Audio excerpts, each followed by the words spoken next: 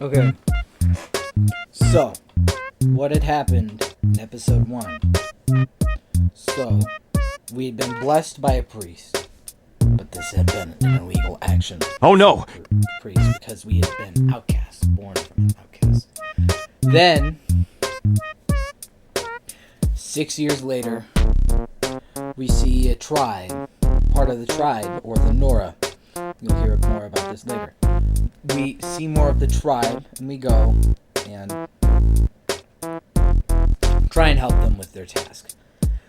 When we try and do this, we are shunned. Why you bully We me? are an outcast, and outcasts are shunned. Then we get angry, we run around, we fall into a cave, and somehow die. In this cave, we learn about the old ways of the old people, right? And then, once we get through the cave, find this triangle of power. Can literally do what it knows what these machines are. By the way, the machines are very, very intelligent. Aren't very intelligent, actually. You fucking bitch, why you So bully then we get out of the cave. Rost, or our parent/guardian, helps us out, and he tells us about this proving, since we feel it is unfair that we are being outcasted. He shows us how to hunt, and we end up being a climber. This climber is important, so remember. So then, as we're running through, we grow up to be 18. Yeah, a lot of time passed. And we're old enough to see our way through to the proving. We talk to Ross, and he says some sentimental stuff. Then we head over to some machine sightings to get us some supplies to fight something you will understand in this next part. So we get to this gate, and that's where it leaves off. Alright, so in the second episode, we are finally about to, Have you ever had a dream that you could do? dumbass! Sorry. We are going through our final test, fighting a sawtooth. Ta-da! If you haven't seen any of my videos, which you probably haven't, that's why you're clicking on this. I hate those guys. I hate them. So, we end up killing it, third try. And after doing so, we finally head to the Embre, the gate of the Nora. And then we head in to the Nora's tribe land. We're in their territory. It's a big deal, So we're in their territory. We're walking through. We see the climber guy again. I think his name is Teb. Yes! Teb, T-E-B. And he's a cool dude, and we don't remember him, but we saved him. The climber. And he ends up making us a Nora suit. Pretty cool. Not too important. But then, the further we get in, the more happens. So, by the end of it, we are now accepted as the tribe until, this proving allows us to be accepted within the tribe, no longer as an outcast.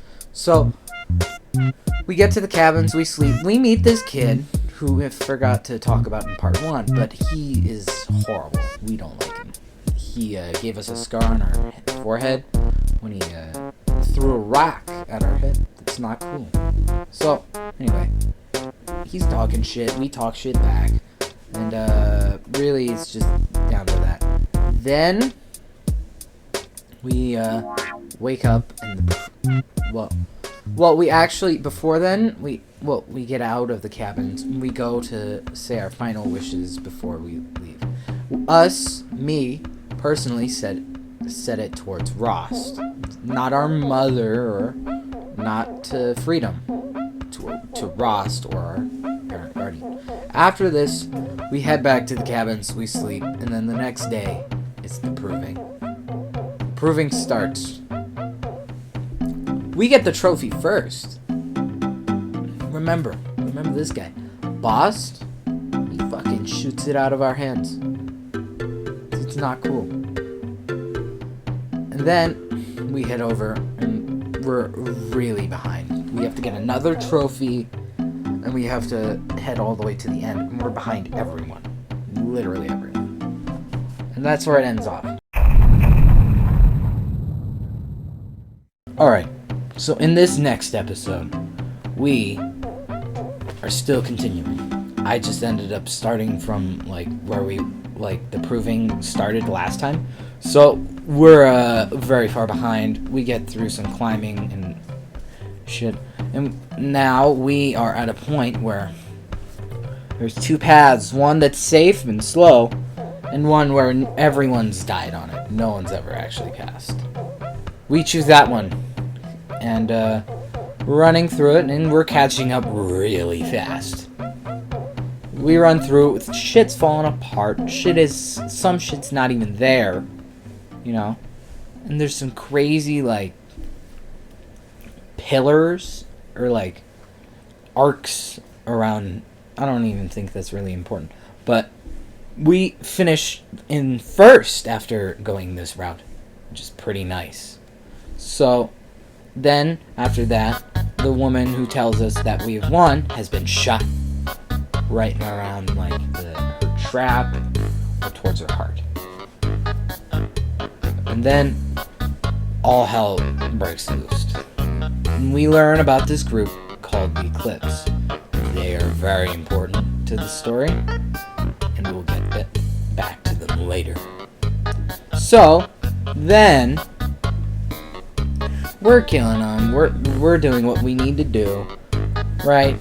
Then the leader or something, well, the leader of this group pulls out a gun. We're fucked.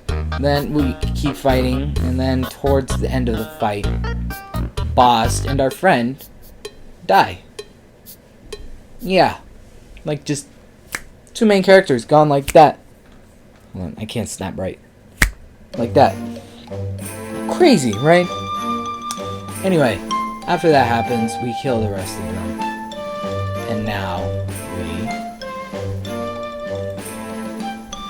have to meet the actual boss of the group. He almost kills us. He cuts some of our throat. But then, my favorite character, Ross, comes in and starts beating the shit out of me. Right? They're basically on even ends, but then Ross was, a bit too old and got stabbed. And then, as we were all about to die, since they were about to blow the place, he throws us off a hill, and we survive. But he doesn't. I have no words for what happened. We wake up in where the three priestesses are. We got blessed by a priestess, so this is very important. So we're here, and the one we got blessed by is guiding us to this door. And our focus shows us something where there's a woman called Elizabeth Sobek. We don't learn this till episode 10. So episode 10 is very important. But we'll go back to episode 3. So episode 3, we see this woman that looks very similar to us, just with short hair, a bit older. The priestess talks to us and leads us to this giant door. This giant door scans us, says we are the correct person, but is corrupted. This corruption was caused by Eclipse. We will keep talking about Eclipse later. So, basically, a whole lot of shit happens. We are now appointed to be a seeker, which is like, since the normal tribe are only secluded to the embrace, or like the safe space of their, area. A seeker can go anywhere in the world to finish their mission. So that's pretty good and sets us into the game. After we are anointed a seeker, we end up fighting a corruptor. This thing is to do with the Eclipse. We will learn this next to other episodes. We also meet a dude named Olin. Very important. Remember it. So then, we're running through. We're beating up this corruptor, right? Shot some of our friends that were trying to help. But, it's fine. We beat it, and we learn that it can take over machines. We get this upgrade that allows us to tame machines. Very good. After taming a horse, that's where the episode ends. Alright, episode 4. We're riding on our horse, heading to the gate. And we meet this dude named Varl, right? His mother, the war chief, was captured. So, yeah. We don't do the mission. We aren't going to do any side missions, really. Other than, like, ones that we feel are important. So, yeah. But, we talk to him. And he tells us to go to a... I don't remember what it's called, but it's somewhere. I'll probably put an image of it. So, we head to this place, right? And then... this woman tells us to take care of some corruption zones. So we're heading over to these corruption zones. Right. On our way, we see a giant creature. Knowing this, we are probably very screwed. Like, we are not going to survive very long. It's friendly. Thankfully, this one is. But that's it. This is the only friendly machine. Every machine will try and kill you. But anyway, that's besides the point. So we make it here, and these corruption zones, I do not beat this episode. Alright, so episode 5. This one, I do end up beating the corruption zones. I believe I do. We beat them, and we head over to... and now, she's stating that we had to... and then we head to this Karja fortress. We head to this Karja fortress because we found some details telling us where these people may have gone. So we follow their footprints, and we head to a good Karja fortress. We don't really like the Karja. Well, these are good Karja. We're talking about ex-Shadow Karja. These guys we don't like. So anyway, we get there, right?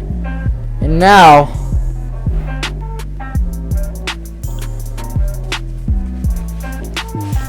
we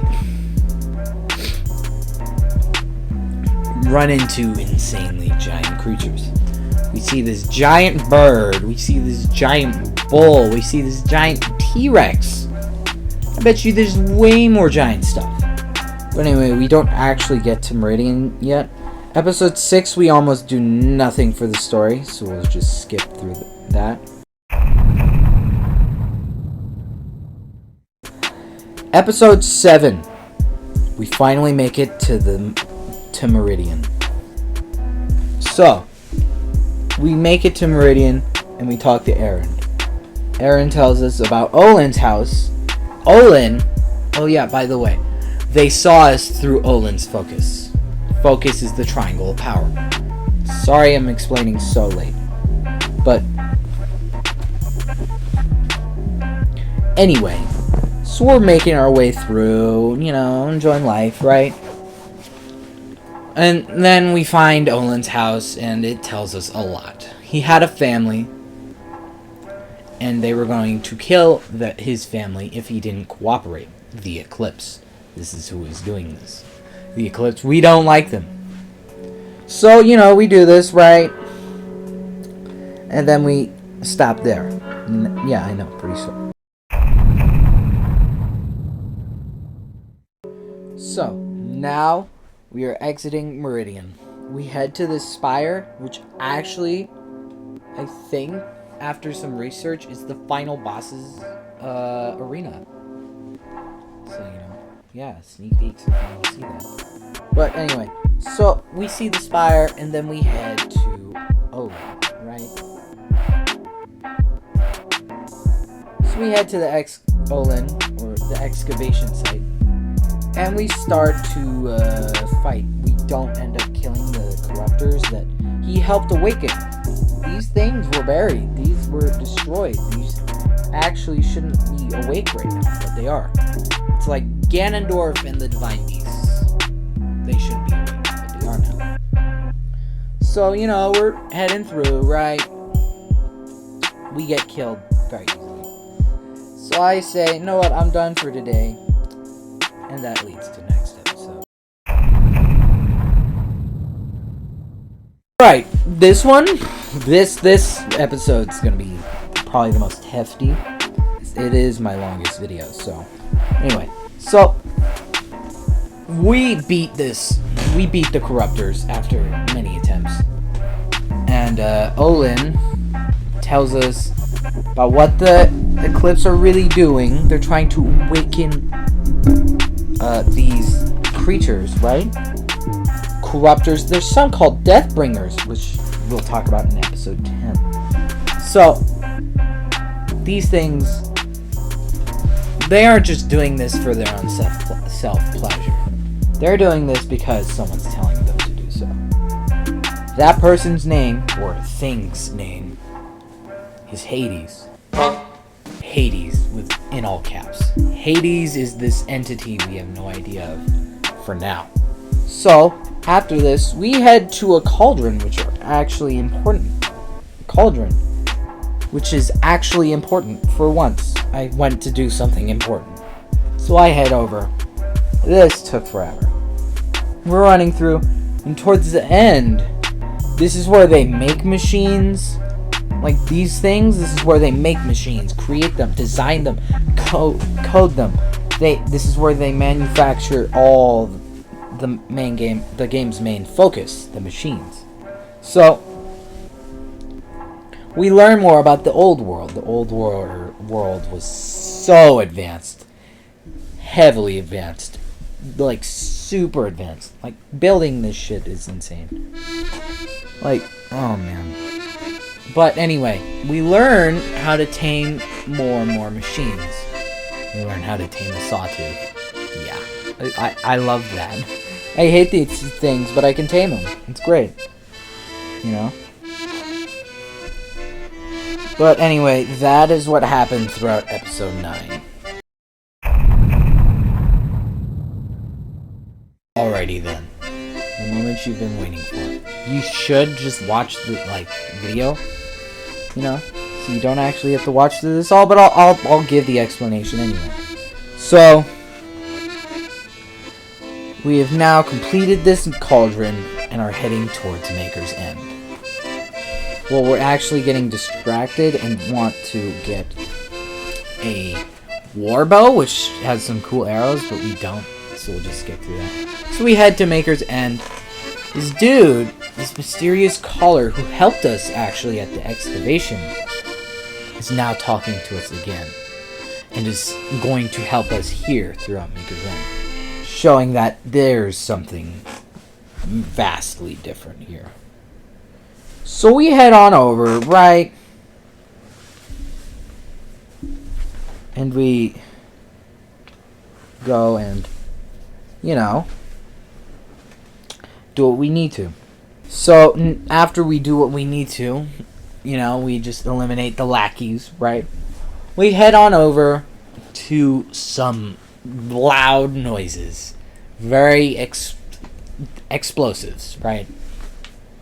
We see a Deathbringer. Hello. This thing is massive and has insane health, insane attack damage. Like, it killed me in one bullet. It's insane. But this is a very decayed and decrepit one. They hadn't had time to repair it before I'd gotten there. So, lucky me, killed it easier than anything I've ever killed in this game. So, you know, we just head on through, right?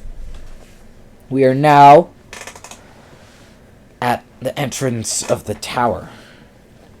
After defeating the Deathbringer and, you know, its friends. We also get a message from Hades. Hades is like... It's like a symbiote, right? From Venom, Carnage. It's like Venom. It's talking to... It's like it's merged with them in their focus. Their triangle of power. Right?